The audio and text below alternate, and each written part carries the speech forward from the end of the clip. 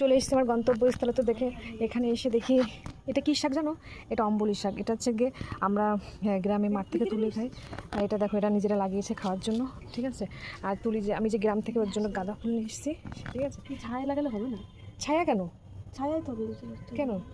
এই যে গাঁদা ফুল নিয়ে এসেছি, তুলে এখন সেগুলো রোপণ করছে। দেখো একটু বেশি করে পোত, ডাবা বেশি গুঁড়ি হয়ে যাচ্ছে, নরম তো বেঁকে যাচ্ছে। তাই তোমার জমি আর একটু কাদা করতে হবে। অনেক কাকা।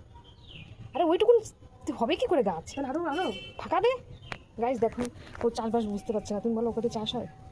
আরে এই টবের একটা করে লাগিয়ে দে, কোনাদে কোনাদে বেশি। দেখ এক পার মতো পুতবি। গাছ দেখো এখন তুলি কী করছে। আরে পাড়া, এই যাচ্ছে দেখো এখানে কী কী ফুল গাছ আছে তোমাদের একটু দেখাই। পিঙ্ক কালারের দৌপাটি, এখানে তুলসী, তুলির ট্রিটমেন্টের গাছ। এটা হচ্ছে তুলির ছাদ বাগান। বাবা তুলির দামি ফোন পড়ে গেল পকেটেতে। আর যেখানে হলুদ লাগিয়েছে। এ ভাই এই যে টপগুলো, এগুলো কি ফুল গাছ? হ্যাঁ, এখানে একটা লাগা পিটুনিয়া, শীতের ফুল না?